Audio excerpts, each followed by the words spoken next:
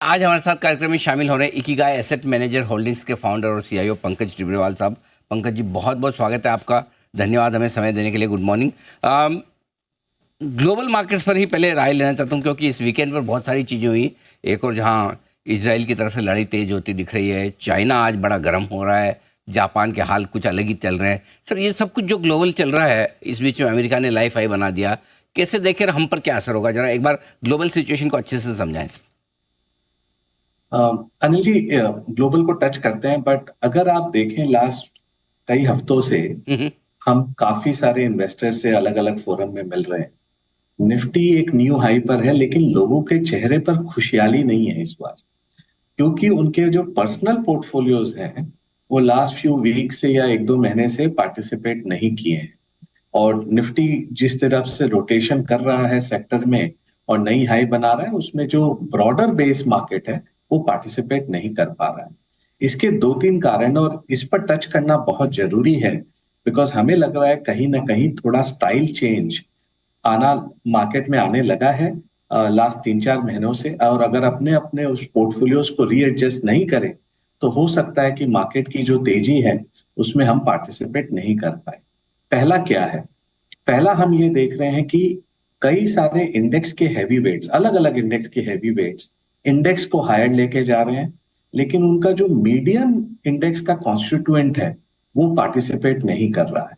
NSC 500 index को लेते हैं, उसमें हम देख रहे हैं कि उनका रिटर्न करीबन 8.5% रहा इस तिमाही में, लेकिन जो उनका मीडियन इंडेक्स का रिटर्न है वो 5.5% ही है। तो करीबन 2.5% का गैप है जो आफ्टर काफी लॉन्ग टाइम हुआ है। एंड 37% ऑफ इंडेक्स ने नेगेटिव रिटर्न दिया है। तो ये एक इंपॉर्टेंट है कि कहीं पोलराइजेशन स्टार्ट हो गया है क्या। एंड जो 18-19 में हमने देखा कि इंडेक्स नहीं गिरता था, बट ब्रॉडर मार्केट में पैसा बनाना मुश्किल हो रहा था और सेक्टर रोटेशन काफी फास्ट हो रही थी, हमें लगता है उसके अर्ली साइंस हमें दिख रहे हैं। सेकंड, अगर हम देखें तो लास्ट 3 साल से वैल्यू, बीटा, मोमेंटम और लो पी, जिसमें गवर्नमेंट पीएसयू काफी सारे सेक्टर्स आ जाते हैं, उन्होंने दमदार प्रदर्शन किया। लेकिन लास्ट 3 महीने 4 महीने से इलेक्शन के बाद हम देख रहे हैं क्वालिटी, लो वॉलेटिलिटी और ग्रोथ ये कम बैक कर रहे हैं। और अगर पोर्टफोलियोज अपने आप को रीअलाइन नहीं किए तो हो सकता है जो लास्ट 3 साल पहले हमने देखा कि ग्रोथ एट एनी प्राइस को लोग खरीद रहे थे और उन्हें फिर 3 साल का पेनफुल पीरियड सहना पड़ा, अगर इस बार भी अगर रीअलाइन नहीं किए तो हो सकता है पेनफुल पीरियड सहना पड़े। तीसरा, हम ग्लोबल पर आते हैं। आपने देखा चाइनीज मार्केट का रिबाउंड, जहां गवर्नमेंट ने नच किया वहां पर प्रॉपर्टी को इजी किया, थोड़ा उनके जो ब्याज दर के रिक्वायरमेंट है उनको कम किया। एक महीने के अंदर चाइनीज मार्केट 13% ऊपर है और हैंसेंग 17% ऊपर है। और कैलेंडर ईयर टू डेट देखें तो चाइना जो वर्स्ट परफॉर्मिंग मार्केट था, अब one of the top performing markets में एक महीने के प्रदर्शन के बाद आ गया है। सो क्लियरली जो फ्लो इंडिया की तरफ आ रहा था वो कहीं ना कहीं थोड़ा रुक सकता है। ये नहीं कि क्योंकि डोमेस्टिक इन्वेस्टर को भी फर्क पड़े, बट ग्लोबली जो बड़े एसेट मैनेजर्स हैं उनके पास जो चाइना एलोकेशन था और काफी लोग अंडरवेट थे, तो ये एक सरप्राइज की तरह आया है। काफी थोड़ा पैसा वहां भी चेज कर सकता है। तो ये जो काम हो रहा है जियो पॉलिटिकली, थोड़ा कंफ्यूजन का काम है। आप जापान में देख रहे हो कि येन कैरी ट्रेड और अब प्राइम मिनिस्टर चेंज। यूरोप में एक अपनी स्ट्रगल चल रही है डेमोग्राफिक्स की। यूएस में इलेक्शन आपके एक महीना दूर है, ऑलमोस्ट 40 दिन बाद यूएस में इलेक्शन होने वाला है। फेड ने 50 बेसिस पॉइंट का एक सरप्राइज दे दिया। तो ये सारे का मतलब ओवरऑल सारांश ये है कि मार्केट जो इजी पैसा था लास्ट 3 साल से, जहां आप कोई भी आंख बंद करके स्टॉक में डालो आपका पैसा बन गया, वो अब प्रॉबेबली नेक्स्ट 12-18 महीने नहीं रहने वाला है। ये 12-18 महीने बहुत ट्रिकी रहने वाला है। बॉटम अप स्टॉक पिकर को रिवॉर्ड करेगा, कई सारे खाली फ्यू सिलेक्टेड स्टॉक्स चलेंगे, और इसमें अगर आप अपने पोर्टफोलियो को रियलाइन नहीं कर पाए तो आपको प्रॉब्लम झेलना पड़ेगा। और जो चेहरे पर आप मायूसी देख रहे हैं, लोगों के चेहरे पर मुस्कुराहट नहीं देख रहे हैं नई इंडेक्स के लेवल आके भी, तो वो और कंटिन्यू कर सकता है। सो क्लियरली मेरा एक ही सलाह रहेगा इन्वेस्टर से कि इस समय आप रिस्क मैनेजर बने रादर देन फंड मैनेजर। इस समय अपने पोर्टफोलियो को, रिस्क को संभालना बहुत जरूरी है। और सेकेंड, अपने रिटर्न एक्सपेक्टेशंस को मॉडरेट करिए। लास्ट 5 साल जो आपने 20 से 25% पोर्टफोलियो लेवल पर रिटर्न बनाया, और कई लोगों ने कई ज्यादा बनाया, प्रोबेबली वो आने वाले नेक्स्ट 2-3 साल उतने दमदार नहीं रह सकते हैं, बिकॉज इंडिया की कॉरपोरेट जो है उनका मुनाफा में थोड़ा स्लो डाउन है। हम 5 साल में 22% अर्निंग्स कंपाउंडिंग देखें, नेक्स्ट 2 साल हमारा मानना है ये 11 से 13% की अर्निंग्स कंपाउंडिंग रहेगी कॉर्पोरेट इंडिया की, और फाइनली मार्केट्स वही मिरर करता है जो corporate India over a medium to long term करती है। सो ये थॉट था और ये ऑब्जर्वेशंस थे हमारे कि मार्केट में साइकिल थोड़ा सा बदलाव आ रहा है और पोर्टफोलियोज को अकॉर्डिंगली बदलना चाहिए। ठीक बात है। तो ये आपके लिए अब थोड़ा सा स्टॉक स्पेसिफिक अप्रोच रखना ज़रूरी होगा और रिटर्न यानी कि कमाई की उम्मीद थोड़ी कम करें, थोड़ा ज़्यादा होल्ड करना होगा। जल्दबाजी में पहले आसानी से जो पैसा बन जाता था वो अब नहीं बनेगा, ये ध्यान में रखें। आपने रिजल्ट सीजन की बात की कि आपने कहा भी कि थोड़ी सी कंपनी की कमाई में धीमेपन के संकेत जो पहली तिमाही में हमें मिले थे, क्या आपको लगता है कि दूसरी तिमाही में भी वैसा ही कुछ रहेगा? यदि हाँ, तो किन सेक्टर्स में आपको लगता है कि कमाई थोड़ी सी ढीली ढाली रहेगी और कहाँ मजबूत? तो अनिल जी, अगर आप देखें तो क्लियरली मेटल्स एक सेक्टर है जहां पर प्राइसिंग इस तिमाही में भी काफी कमजोर रहा है, चाहे वो स्टील हो या बाकी कमोडिटीज हो। तो क्लियरली वो जो कंपनियां हैं वहां पर कमाई कमजोर रहने वाला है। लेकिन लास्ट 2-3 दिन से जब से चाइना रिबाउंड करने लगा है, तो हमने देखा आयरन और थोड़े स्टील प्राइसिंग में तेजी की, बॉटम से वापस रिबाउंड होना चालू हुआ है।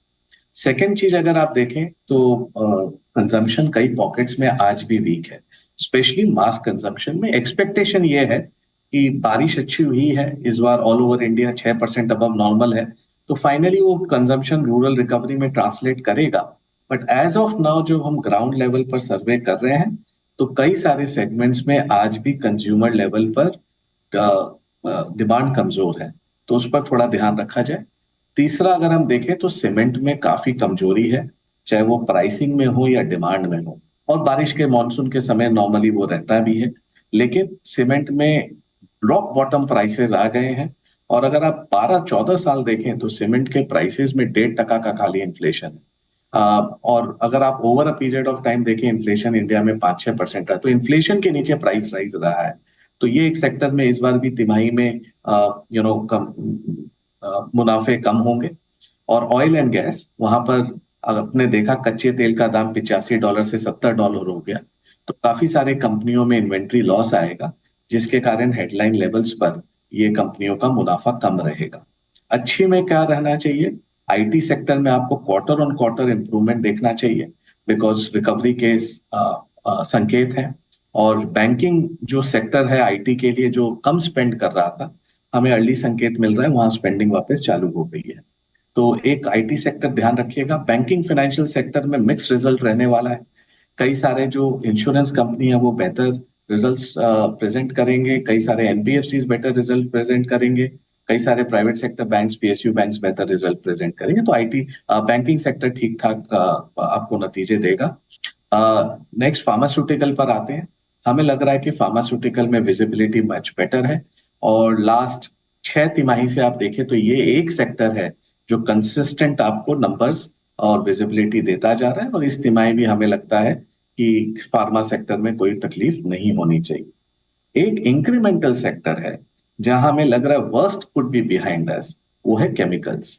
और जो एक्सपोर्ट डेटा आ रहा है उससे हमें हर महीना जो एक्सपोर्ट डेटा हम देख पाते हैं, उससे ये क्लियर संकेत आ रहा है कि जो बेस फॉर्मेशन है वो हो गया है, और आने वाले नेक्स्ट 2-3-4 तिमाही में हमें प्रॉफिट में बढ़ोतरी देखनी चाहिए।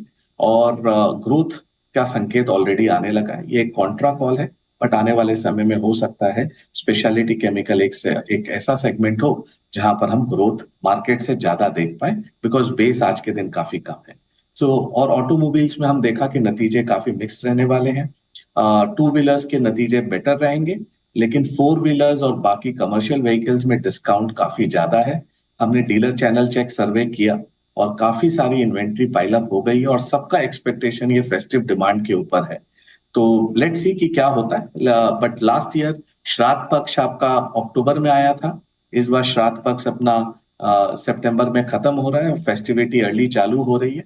एंड सबका होप है कि जब भी अर्ली फेस्टिविटी चालू होती है अक्टूबर और अराउंड, तो ब्रॉडली कंजम्पशन के लिए अच्छा रहता है। तो ये देखते हैं कि सेकेंड हाफ के लिए ये अर्निंग सीजन अक्टूबर टू दिसंबर बहुत महत्वपूर्ण रहने वाला है। अदरवाइज हमें सिंगल डिजिट अर्निंग्स ग्रोथ पर संतुष्ट करना पड़ेगा। अगर सेकेंड हाफ ठीक रहा तो 10 से 12% अर्निंग्स ग्रोथ हम एक्सपेक्ट कर सकते हैं ये साल FY25। ठीक बात है, यानी कि थोड़ी सी अर्निंग ग्रोथ धीमी रहने की उम्मीद है। सारे सेक्टर्स पर भी आपने व्यू लिया है इस वक्त। पंकज टिब्रावाल साहब का सर बहुत बहुत शुक्रिया आपका समय देने के लिए, विस्तार से भारतीय बाजारों पर, ग्लोबल मार्केट्स पर और हमारे यहाँ नतीजों के सीजन और साथ ही निवेश के मौक़ों पर हमारे दर्शकों को अपनी बहुमूल्य राय देने के लिए। पंकज टिब्रावाल साहब बताते